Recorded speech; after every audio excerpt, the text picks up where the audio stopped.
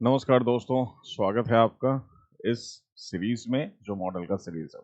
हमने आपको कहा था कि ये सीरीज अभी चलती रहेगी और जितने भी मॉडल्स हैं ह्यूमन ज्योग्राफी में उसको हम आपके साथ डिस्कस करेंगे।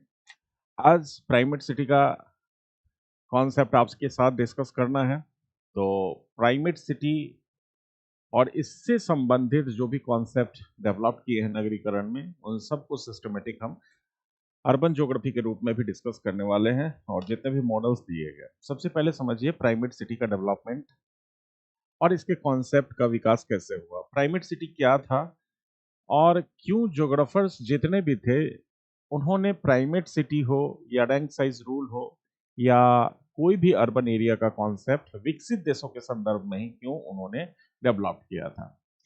सबसे पहले ये समझने की कोशिश कीजिए कि जब किसी भी समाज का विकास होता है तो एग्रीकल्चर से ही शुरुआत होती है। यानी एग्रीकल्चर जब हम करना शुरू करते हैं तो जगह जगह छोटे छोटे बस्तियों का निर्माण होना शुरू होता है और एक टाइम आता है जब उसका पॉपुलेशन बढ़ते बढ़ते 5,000 हो जाए या 10,000 हो जाए या 50,000 हो जाए। तो सबसे पहले अर्बन एरिया या नगर का कॉन्सेप्ट हमारा शुरू होता है जनसंख्या को बेस मानकर।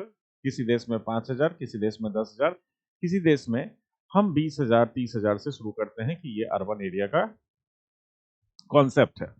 हमारे इंडिया में मिनिमम जो क्लासिफाइड किया गया है किसी भी नगर को, उसके लिए 5,000 न्यूनतम जनसंख्या का होना बहुत जरूरी है। अब जैसा कि नाम है प्रधान सिटी या प्राइमेट सिटी किसको कहते हैं, तो प्रधान सिटी का विकास या किसी भी एरिया में आप कहेंगे कि प्रधान सिटी, आप किसको कहेंगे जो जनसंख्या में सबसे बड़ा हो जाए। तो यहाँ पे दो कॉन्सेप्ट है, यहाँ पे दो कॉन्सेप्ट हम आपके साथ शेयर करने की कोशिश करेंगे कि एक कॉन्सेप्ट हो सकता है जो विकासशील देशों के संदर्भ में हो और एक कॉन्सेप्ट हो सकता है जो डेवलपिंग कंट्री के संदर्भ में हो। प्राइमेट सिटी का जो कॉन्सेप्ट है, इस कॉन्सेप्ट को मार्क जैफरसन नामक व्यक्ति ने सबसे पहले दिया था, प्राइमेट सिटी का कॉन्सेप्ट। और उनके अनुसार प्राइमेट सिटी वह होते हैं जो जनसंख्या में सबसे बड़े होते हैं और खास करके उनके बीच जो प्राइमरी सेकेंडरी और टर्सरी जो सिटी होते हैं, यानी प्रथम श्रेणी के नगर, द्वितीय श्रेणी के नगर और तृतीय श्रेणी के नगर में एक जनसंख्या का क्रमबद्धता होता है। यानी उसके बीच एक रेशियो होता है और आमतौर पे ये रेशियो 10 टू द 5 10:5:2 का होता है। तो कहा जाता है कि जो सेकेंड जो सिटी होता है वो फर्स्ट सिटी या प्रधान सिटी का बिल्कुल आधा होता है और तीसरा जो सिटी होगा उसका बिल्कुल क्या होगा, वो फिफ्थ 1/5 होगा। यानी अगर मान लें कि किसी शहर का पॉपुलेशन अगर 100 है तो द्वितीय जो सिटी होगा उसका पॉपुलेशन 50 होगा और तृतीय जो सिटी होगा उसका पॉपुलेशन 20 मान लेते हैं। ये रेशियो होता है प्राइवेट सिटी का। अब सबसे पहले हम आते हैं, इसको समझने की कोशिश करते हैं। क्या समझने की कोशिश करते हैं, तो डेवलपमेंट कैसे हुआ है और कैसे विचारधारा का विकास हुआ है प्राइमेट सिटी के तहत। तो सबसे पहले इस चीज को देखिए। उसके पहले मैं आप लोगों को बता दूं कि जो लोग भी नोट्स लेना चाहते हैं, चैनल के डिस्क्रिप्शंस में एप्लीकेशन पे जाके इसका नोट्स पूरा आप ले सकते हैं और बल्कि अच्छा ही नोट्स होगा और डिटेल में नोट्स है उसको आप पढ़ सकते हैं और उससे अपना नोट्स भी डेवलप कर सकते हैं। तो सबसे पहले इस चीज को समझिए। तो सबसे पहले प्राइमेट सिटी का जो कॉन्सेप्ट आया वो किसके द्वारा दिया गया, तो याद रखिएगा किसके द्वारा दिया गया था। सबसे पहले इस चीज को समझने की कोशिश करिए, सबसे पहले किसके द्वारा दिया गया था। तो concept of primate city was developed by American geographer. याद रखिएगा ये कौन थे, तो अमेरिकन ज्योग्राफर थे, अमेरिकन ज्योग्राफर जिनका नाम था मार्क जैफरसन। याद रखिएगा मार्क जैफरसन। उनका एक लेख था ज्योग्राफिकल रिव्यू इन 1939। याद रखिएगा एक लेख आया था ज्योग्राफिकल रिव्यू, उसमें प्राइमेट सिटी के बारे में इन्होंने चर्चा की थी। तो याद रखिएगा सबसे सबसे पहले या सर्वप्रथम इस कॉन्सेप्ट को मार्क जेफरसन नामक व्यक्ति ने दिया था। यहां पे मैं इंग्लिश वर्ड का प्रयोग किया हूं, लेकिन सबसे पहले आप प्रधान नगर, आप अगर चाहते हैं प्रधान नगर की व्याख्या किसने की थे, तो मार्क जेफरसन ने की थे। जेफरसन मार्क जेफरसन अमेरिकी भूगोलवेता थे। याद रखिएगा, कहाँ के भूगोलवेता थे? तो अमेरिकी भूगोलवेता, अमेरिकी भूगोलवेता।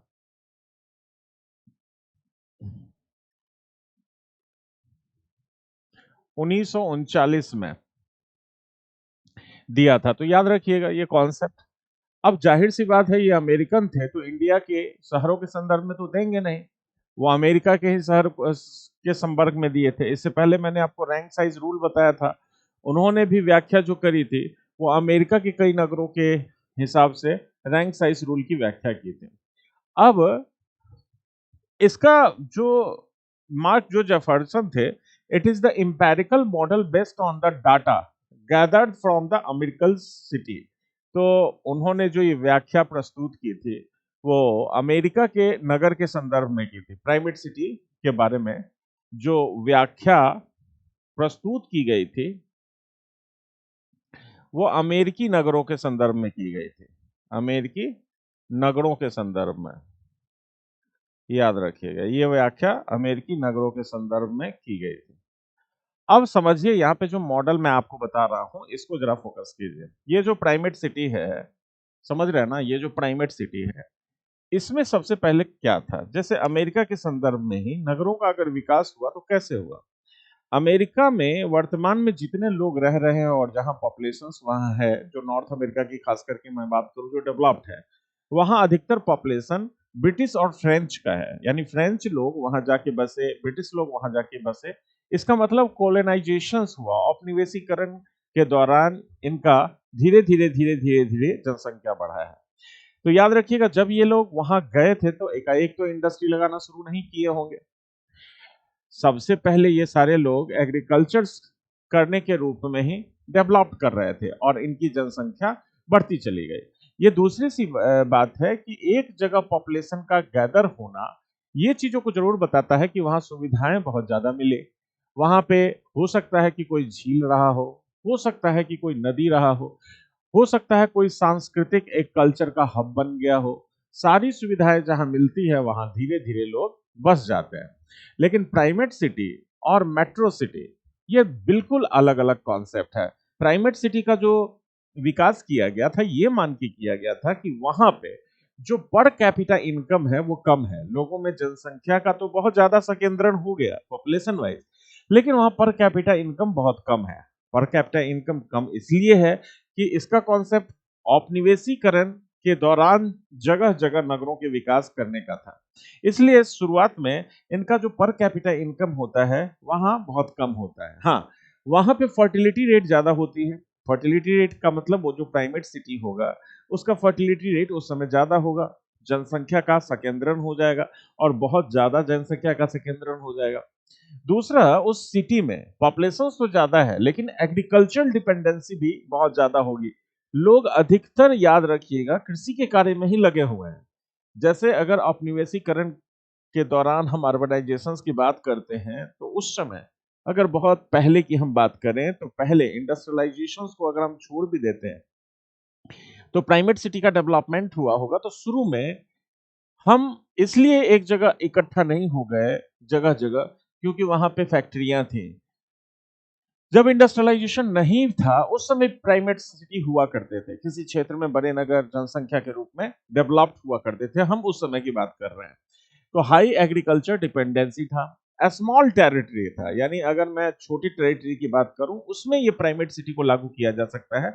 हम बहुत बड़े सिटी के रूप में हम इसको लागू नहीं करेंगे। जैसे मान लीजिए कि हम मेघालय की बात कर रहे हैं। अगर हम मेघालय की बात कर रहे हैं तो मेघालय में, याद रखिएगा,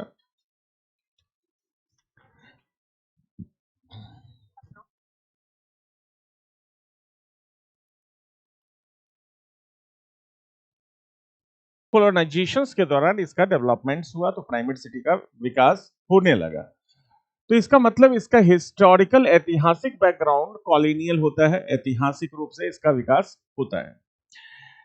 स्मॉल, एक छोटी टेरिटरी की हम बात करते हैं, जैसे छोटा कोई राज्य है, जैसे हम अपने इंडिया के संदर्भ में अगर कहें तो मेघालय स्टेट्स को एक प्राइमेट सिटी के रूप में शिलोंग को माना जा सकता है। जम्मू कश्मीर में अगर आप देखेंगे तो श्रीनगर को हम या फिर हाँ, श्रीनगर को एक प्राइमेट सिटी के रूप में हम मान सकते हैं। तो आप समझ रहे हैं ना मैं कहना क्या चाहता हूं कि ये कॉन्सेप्ट आज का नहीं है। आज का कॉन्सेप्ट अगर होगा तो प्राइमेट सिटी या प्रधान नगर नहीं करेंगे हम, उसको मेट्रो सिटी कहेंगे, मेगा सिटी कहेंगे। आज का जो कॉन्सेप्ट है बदल गया। ये कॉन्सेप्ट उस समय का है जब कॉलोनियल पीरियड में किसी भी नगर का विकास हुआ तो वहां पर जाहिर सी बात है कि पर कैपिटा इनकम उतना तो रहा नहीं होगा, जनसंख्या बहुत है, प्राइमेट सिटी तो बन गया। और प्राइमेट सिटी का ये भी कॉन्सेप्ट होता है कि जो सेकेंड जो नगर है, जो सेकेंड नगर है उसकी जनसंख्या का ये जस्ट डबल होगा। आप चीजों को समझ रहे हैं कि नहीं समझ रहे हैं? तो ये मॉडल इस तरह से डेवलप होता है, याद रखिएगा। उसके बाद अगर मैं आपसे क्वेश्चन करूं, the law of the primate city explain the relationship in the population of the three largest city of the country. याद रखिएगा, जब प्राइमेट सिटी का डेवलपमेंट्स और उसके कॉन्सेप्ट को हम डिस्कस करते हैं तो किसी भी देश या प्रोविंस या प्रांत के तीन राज्यों का तीन सिटी का हम रेशियो देखते हैं और उनमें रिलेशंस को एस्टेब्लिश करने की कोशिश करते हैं। तो याद रखिएगा, यह लॉ ऑफ जो प्राइमेट सिटी है, प्रधान नगर क्या है? प्रधान नगर तीन बड़े नगरों, याद रखिएगा, तीन बड़े नगरों के बीच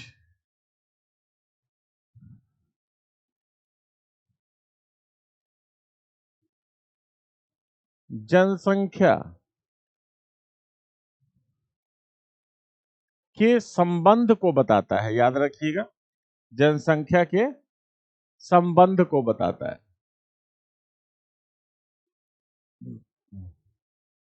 याद रखिएगा, जनसंख्या के संबंध को बताता है। तो तीन बड़े नगरों के बीच के जनसंख्या के संबंध को बताता है।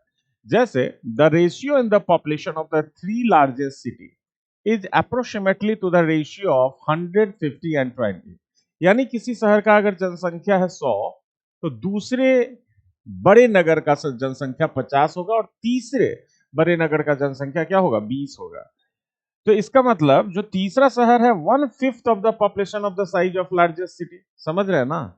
तो जो नगर हैं, जो तीन बड़े नगर हैं, उसमें जो रिलेशनशिप एस्टैब्लिश होता है वो 100, 50 और 20 के रेशियो में आप देख सकते हैं। 100 है तो उसका आधा, फिर उसका 1/5 तीसरा पॉपुलेशन होता है। इस आधार पे आप देखेंगे तो इस तरह का जो रैंक अगर बन रहा है, इस तरह का अगर रैंक बन रहा है तो आइडियल या ऑस्ट्रेलिया न्यूजीलैंड में आप देख सकते हैं ये आइडियल आपको रिप्रेजेंट करता है। कहां रिप्रेजेंट करता है? तो ये न्यूजीलैंड में इसका आइडियलिटी आपको दिखेगा। कौन सा लैंड? न्यूजीलैंड। जैसे आप यहां देखिए, क्राइस्टचर्च या Adelaide, Auckland, sorry, Christchurch, Wellington, Auckland, Brisbane, Melbourne, इन सब का जो आप देखेंगे एक तरह से तो न्यूजीलैंड ऑस्ट्रेलिया में आपको प्राइमेट सिटी का कॉन्सेप्ट नजर आता है, नजर आता है। उसके बाद जरा देखिए, अगर इंडिया के संदर्भ में देखें, जरा देखिए, in India Srinagar of Jammu and Kashmir is the best example of primate city in valley of Kashmir. Kashmir में याद रखिए, अगर प्राइमेट सिटी के कॉन्सेप्ट को देखते हैं, प्राइमेट सिटी के कॉन्सेप्ट को अगर देखते हैं तो सबसे आइडियल एग्जांपल श्रीनगर है। क्योंकि श्रीनगर के बाद जो जम्मू है और जम्मू के बाद जो अनंतनाग है, उसके बीच प्राइमेट सिटी के अनुसार जो रेशियो है लगभग समान है। जैसे अगर मैं आपसे कहूं कि श्रीनगर का पॉपुलेशन 12 लाख के करीब है, उसके बाद आप आ जाइए तो जम्मू का पॉपुलेशन जस्ट इससे थोड़ा आधा 5.3 लाख और अनंतनाग 1 लाख, बल्कि इसका 1.2 के करीब है।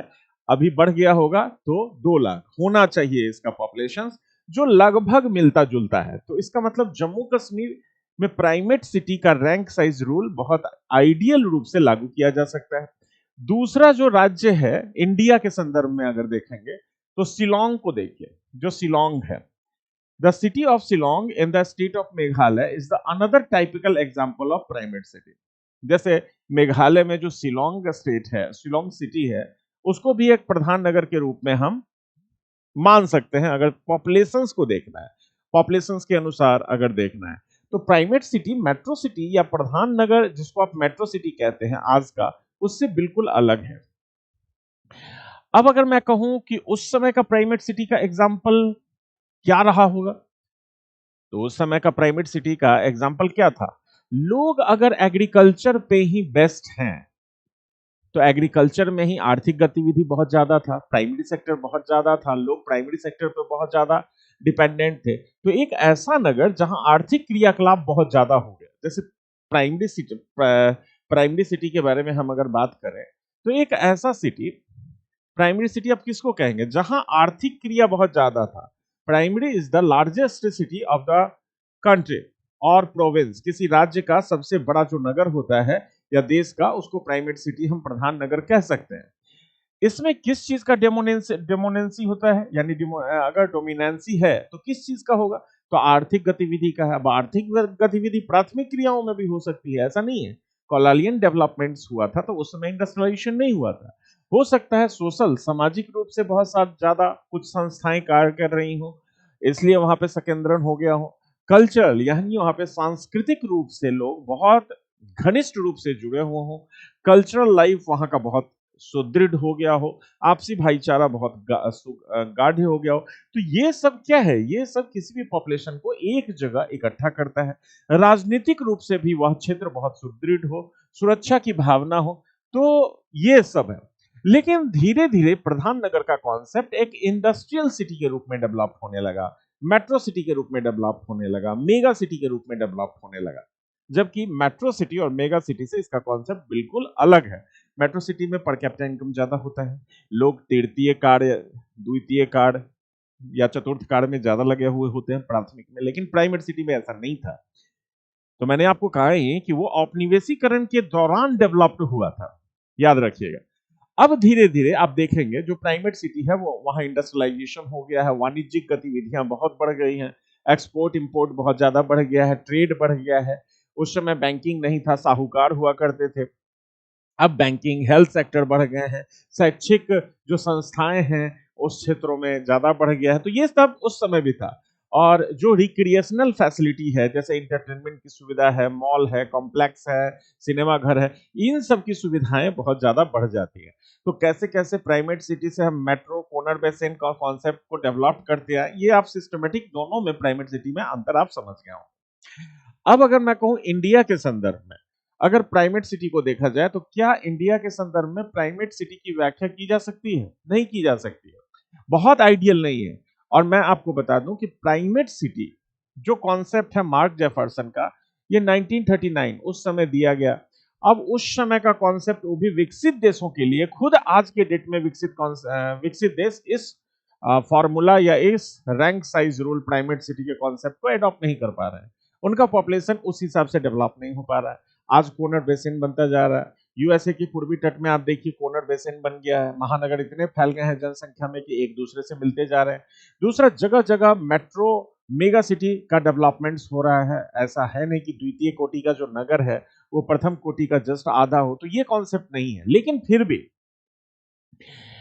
नगर की परिभाषा और इसके क्लासिफिकेशंस के लिए जो दिया गया जो कॉन्सेप्ट है मार्क जेफरसन का प्राइमेट सिटी का, वो प्रासंगिक इसलिए है कि शुरुआत में कॉलोनीज या औपनिवेशीकरण के दौरान प्राइमेट सिटी का जो डेवलपमेंट हुआ था वो उस समय के लिए आइडियल था। आज के लिए ये आइडियल नहीं है, और किसी छोटे शहर के लिए आइडियल हो सकता है, या किसी छोटे प्रोविंस के लिए ये आइडियल हो सकता है, छोटे राज्य के लिए आइडियल हो सकता है, बड़े राज्यों के लिए ये आइडियल नहीं हो सकता है। और खासकर मैं आपको बता दूं, जो कंट्री है, जो अर्ध विकसित देश है, बिल्कुल अर्ध विकसित देश है, उसके लिए प्राइमेट सिटी का कॉन्सेप्ट थोड़ा बहुत अगर लागू हो भी जाए, विकासशील देश के लिए इसको लागू करना बहुत मुश्किल है, और वर्तमान संदर्भ में तो विकसित देश के लिए भी लागू करना इसको बहुत कठिन है। तो ये याद रखिएगा, प्राइमेट सिटी का कॉन्सेप्ट ले देके यही है जो आलोचना मैं लास्ट में इससे संबंधित आपसे कर रहा हूं। तो आप समझ गए। तो इन सारी चीजों को मैं आपके साथ डिस्कस कर रहा हूं, तो इनको आप याद रखिएगा। तो इसी के साथ आज की जो सभा है यहीं समाप्त होती है। नेक्स्ट क्लास में फिर हम आते हैं एक नए मॉडल को लेकर। याद रखिएगा नए मॉडल को लेके। All the best.